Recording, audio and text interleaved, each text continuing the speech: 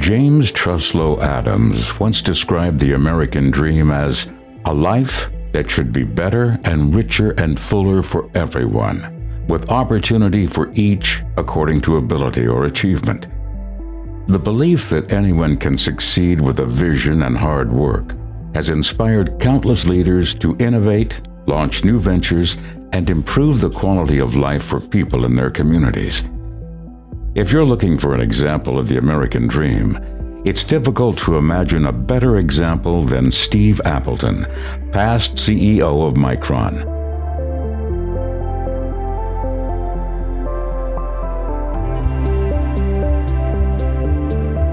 He started at Micron making only $4.46 per hour, but in only 9 years, he became one of the youngest CEOs listed in the Fortune 500. To understand Steve's legacy, it's important to understand how his family life shaped him into one of Micron's greatest leaders. His competitive level began with us as young kids, and my parents giving us a belief that being competitive is okay to pursue what you want to do. And then when he went to Micron, he was competitive, but he was surrounded with people that helped him pursue his goals. He definitely was in the right job at the right time at Micron and what it took to succeed, especially when it was more California, Silicon Valley that was considered the location to be in, and Idaho was not. But Steve had that cowboy spirit and definitely brought it to Boise. The lessons Steve learned in his childhood helped him throughout his life, including his time as a member of Boise State University's tennis team. The men's varsity tennis coach at Boise State respected Steve's work ethic and was quick to see his potential. He was just a guy that, saw tennis and loved it and was hitting the balls off his garage door and was going to the tournaments. It was just kind of a hardworking family, but didn't come from wealth, didn't come from a country club. And that was the types of guys I loved to recruit. What made Steve stand out is the salt of the earth. No pretensions. He is the epitome of the American dream in terms of work hard. After graduating with a bachelor's degree in business administration from Boise State, Steve quickly climbed the ranks at Micron. Steve was learning the business from the ground up, just like the rest of us that started in those entry-level positions. And he was just a sponge. He would go along on sales trips even before he was ever responsible for anything like that, just because he wanted to learn all aspects of the business. So Steve didn't do anything half-hearted. I mean, he was so passionate about Micron, even at those early years. He just wasn't going to let up.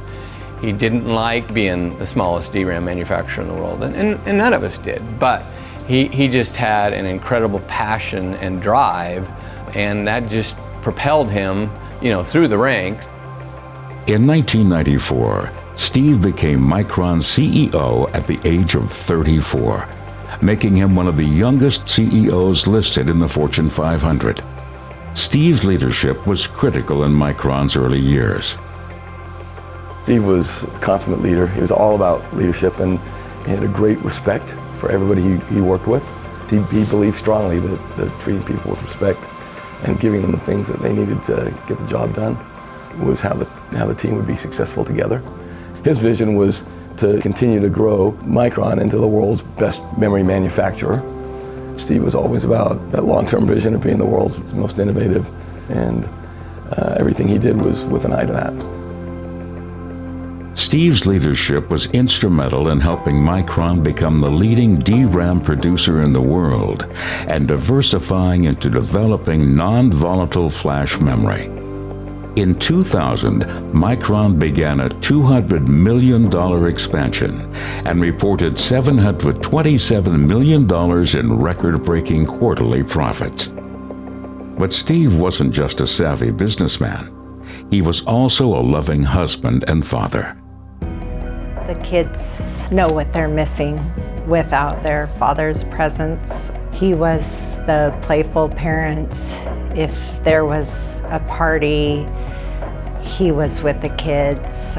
At BSU football games, he'd often leave and take a group of kids out onto the field by the tennis courts and play football with them. His kids definitely were everything to him. He was very, very, very proud of his kids, all of them. I could go on and on about how he treated me. A great memory is we had date night and we played tennis at the Bubble and then went to Baja Fresh by BSU, and he just grabbed my hands and just told me how much he loved our life and was so thankful for the simplicity of it, the way we were. Steve recognized the importance of investing in his family, but he also recognized the importance of investing in his community. Steve contributed to many deserving initiatives, including a gift of $12.5 million to construct Boise State University's Micron Business and Economics building. His engagement made a profound impact to everyone he touched. Well, as you know, Steve was a maverick. Everything he did to the fullest in his life, and with incredible compassion. And I still come across people weekly that talk about Steve. He made you a better person. Everybody that was in touch with him wanted to be a better person, better family person. Everybody that spent time with him are better people today because Steve motivated you to be a better person. Steve's leadership helped set the stage for Micron's future success.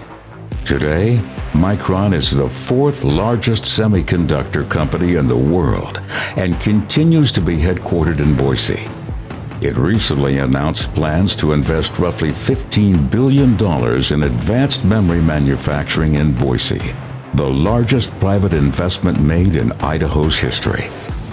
This historic investment was supported by Steve Appleton's legacy.